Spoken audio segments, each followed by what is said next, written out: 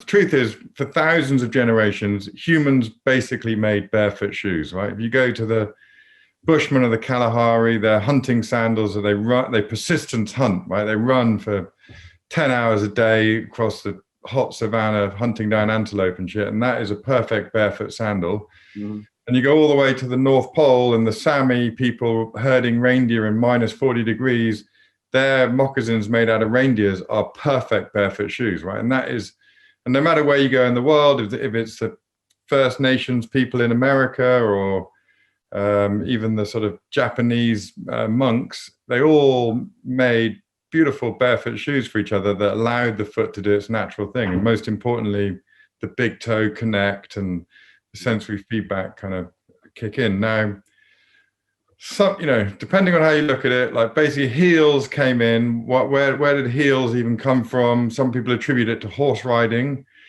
And so, people used to wear, and then it became a kind of fashionable thing. And there's sort of, people with the industrial revolutions and things, people started figuring out kind of living beyond their means, basically, and starting to just basically posh it out, and fashion kicked in. Fashion's been around for a long time. Ceremonial shoes have been around for a long time.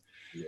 But really it started like, so it went from heels and the aristocrats riding around on their horses with their heeled shoes, and if you had a horse and you were a big guy in society, right? And those guys always had heels on. So that led to people wanting to wear heeled shoes. And, come the 1930s, 40s, 50s, but everyone was walking around in little kind of hobnailed boots with heels on, right? And they weren't comfortable shoes to wear by any stretch of the imagination, but they were sort of fashionable, and they made shapes, and women were walking around in corsets and basically exaggerating their tits and their bums, which obviously heels make you do. Yeah. A lot of peacocking going around. And then the legend goes that Nike in the 60s were basically kind of, the first Nike shoes were all basically barefoot shoes. And Bill Bowerman was a total barefoot nut. And all the tracks, they were all track runners, right? And they were all running with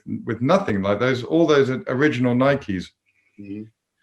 But as they started growing the business, people were getting injured, because they were used to wearing heels, and then they were suddenly going to no heels. And as we know, like just walking around in constrictive shoes, it reduces the strength of your feet by up to 60%, probably 100%, right? So if you're just in your everyday life wearing normal shoes, your feet are probably half their just natural strength, regardless of any exercise. We know that because when people walk around in barefoot shoes for 6 months, nothing else, no exercise, just walk around at least 70% of the time. After 6 months, their feet get on average 60% stronger, which is fucking crazy, right? That sort of, you don't see that in science, that kind of improvement. And that's no exercise, that's just walking around. But what that really says is how weak people's feet are to start with. Right, yeah. All they're doing is getting back to their kind of natural level if they just hadn't worn normal shoes. So what normal shoes do is just weaken the hell out of your feet, right? They just by basically constraining them, not allowing the feet to splay. You've got hundreds of intrinsic muscles in your feet, so you don't use them. You don't use it, you lose it. You know that better than anyone. And so what was happening in the 50s was people were walking around in heels for whatever reason.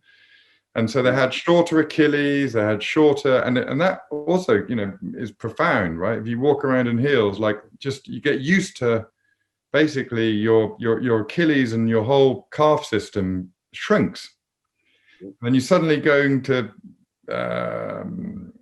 spikes and track shoes, and it's a big adjustment. And actually a lot of people get injured. This still happens today, obviously, when people try to transition too quickly from frankly wearing heel padded shoes to barefoot shoes.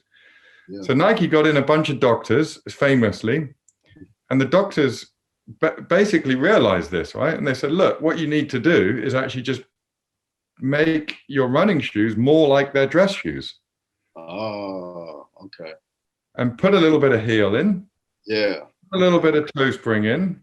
lighter and softer. Yeah. You know, like So they essentially were putting a Band-Aid on a bad issue. putting a Band-Aid on. Yeah. You know. Gotcha.